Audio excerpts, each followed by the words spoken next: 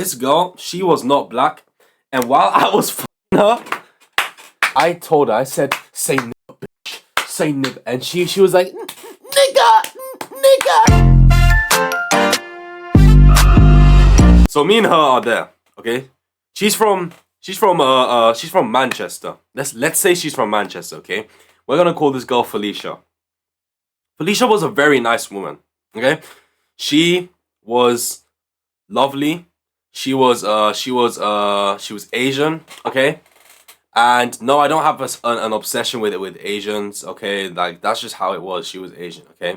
And so, we got to speaking, and then, I'd say it came to a point where we met each other, and, since Manchester was so far from where I'm at, okay, every time we'd meet each other, we'd book a hotel.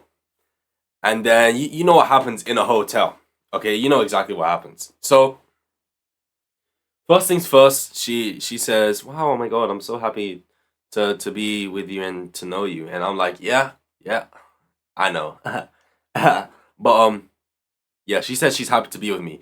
Until, we get to, from phase 1, tier 1, all the way to tier 15, okay? You know what I'm saying? So, we're in the bed, okay? I'm doing my thing. I'm getting my strokes in. So first it starts off normal. 1, 2, 3, 4, 5. I'm going slow, okay? But then she tells me from the back, she says, go harder! Harder, nigga! And I don't know what to say to that, Cause like me when I'm in the bed, I'm fucking crazy, okay? Like this girl, she was not black, and while I was fucking her, I told her, I said, say nigga, bitch, say nigga, and she was like, nigga. Now I know you might think that's weird, and it is weird. By all means, you can call me weird, you can judge me, you can call me a weirdo, but that's just dominance. So after I commanded her to call me a nigga, and she called it to me, she was looking from the back, she was smiling, she was like, this is me, right? This is her. She was like, nigga.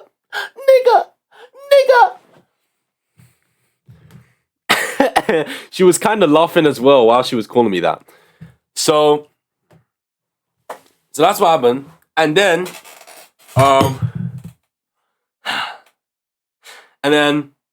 as I was going harder, right? As I was going harder,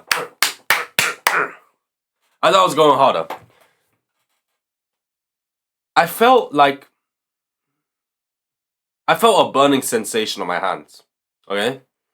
So then I pulled out, and then I got my fingers, because she was a freak. She wanted me to use my fingers to twist to insert some bolts in the nuts. Okay? So as I was doing that to her, okay?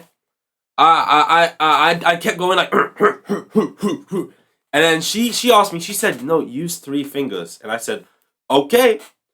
So I started using 3 fingers. and then I started using 4. Nigga, at this point, I felt like I was Wolverine. I was like, so I was Wolverining her, okay? You know what I'm saying? I was Wolverining her with my fingers. My crazy ass, I kind of wanted to put my other whole 4 fingers inside, so it could be like, but that's a bit too much. But she was down for it though. That's another story for another day. So I kept using my 4 fingers. I was Wolverining her. I was Wolverining the bitch. So after I was doing that, she then said, she was moaning, okay? Until, as I was doing it, I noticed a weird wet feeling on my hand, and it was a different consistency, because she could just be wet, right? But it was a different consistency to what she normally was, because it felt kind of like thick and pasty, like it felt like tomato paste on my hands, and I was like, damn, this bitch is hella wet. And she was moaning until she paused for a second. And if a girl pauses while you're doing Wolverining her, then something is not something's not right, because like she went from moaning like crazy, like she went and I was still going, and the bed was still squeaking, so it was like it was like that, and then the sensation on my hand, it started to burn. It started to burn a bit. So then I was like, what the fuck is that? What is that? Okay? And it had the same sensation as... where is it? Yeah, okay, it had the same sensation as putting hand gel on your hands. And, chat, you know when you put hand gel on your hands and it has like a burning sensation afterwards? That's exactly how it felt like. That's exactly how it felt like. I need you niggas to fucking join the Discord, bro. I want to hear your crazy stories. I'm still Wolverineing her, right? Take my finger out, and then I walk, and I say, wait, I'm gonna turn on the lamp, because like let's say this is the bed, right? And here's a lamp here, and I'm behind. Her head is here. I'm behind doing the Wolverine stuff. I feel this weird burning liquidy sensation on my fingers. And it felt like when you put hand gel on your hands and like it gets like all cutty, you take chip damage. So I was taking chip damage right now. I took my hand out, heard a nice fucking when I took it out. I went over, I turned the light on. Wait, this is what happened.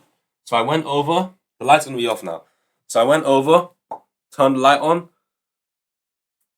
Blood everywhere! Blood everywhere! On my hands, on her ass, on her punani, on her face, somehow. Blood on my meat, on my wrist, everywhere.